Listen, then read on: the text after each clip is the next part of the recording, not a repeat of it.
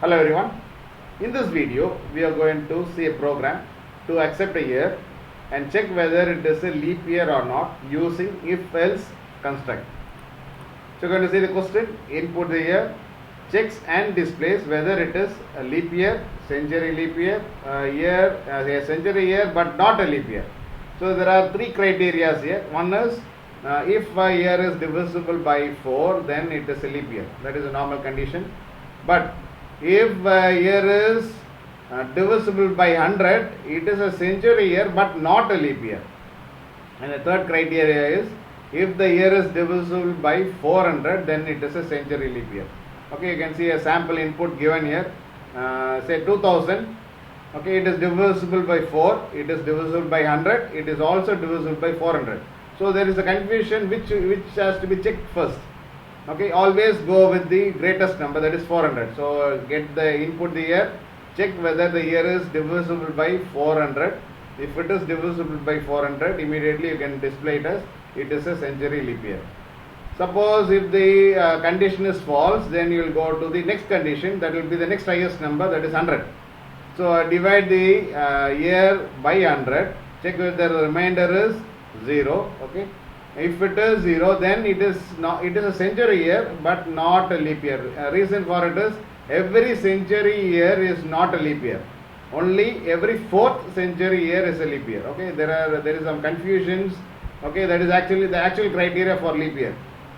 Okay, and then the final condition will be if a year is divisible by 4, then you have to just display it as a leap year. You can see sample input 2000, it is a century leap year because it is divisible by 400.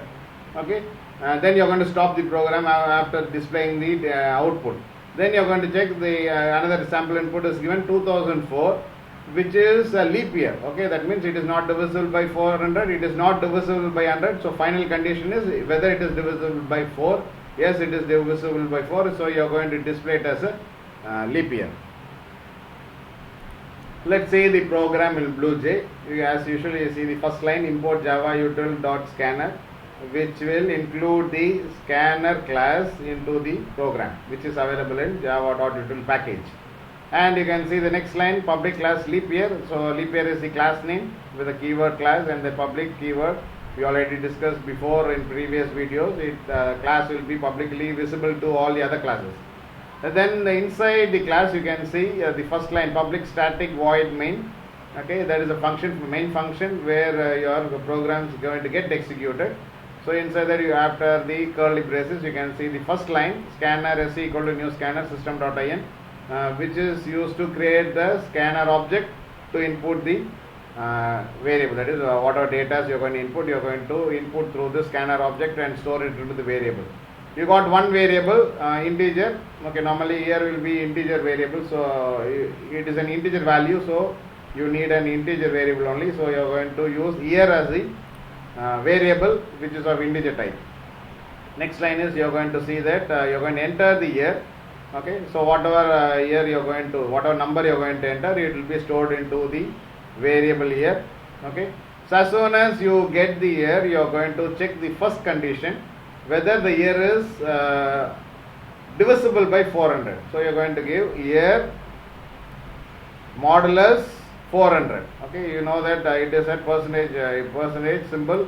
It is a modulus operator which will gives you the remainder.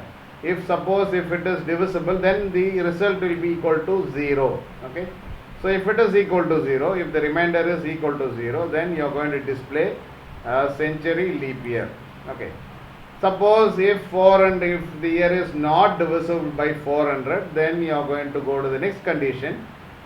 Else if, check whether the year is divisible by 100. Okay, check the remainder is equal to 0. If it is equal to 0, then you are going to display it is a century year but not a leap year. Okay, so every century year is not a leap year because according to the criteria only every 400th year is a leap year, not every 100th year. Okay, next is if suppose the condition again it fails. Okay, say for the second sample input you saw 2004, which is not divisible by 400 as well as not by 100. If you give then the else condition, next else condition will work. So here now the year is divisible by 4. If it is divisible by 4, then it is a normal leap year, right? You are going to display a leap year.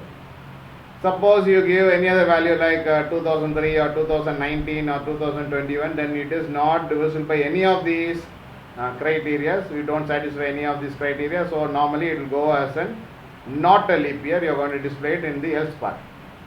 Okay, so you are going to check the program by compiling it. So no syntax error. We are going to execute the program. Okay, so you are going to give the first input as a 2000. It is a century leap year because it is divisible by 400. Okay, next is you are going to give century year. We will see how it works. A 1900 or 2100. Okay, it is a century year but not a leap year. Okay, and then the next one is you are going to compile. That is, you are going to execute the program. I am going to give say 2004. Right, it is a leap year, right? You are going to give it because it is divisible by 4. And you want to check our favorite year 2020, whether it is a leap year or not. 2020, yes, it is a leap year, right? Now, if suppose you give, what about next year, right? So you are going to check whether 2021, it is not a leap year. So it will display according to the criteria. It will display various output. So hope you understood the program. We will meet in the next video. Till then, thank you.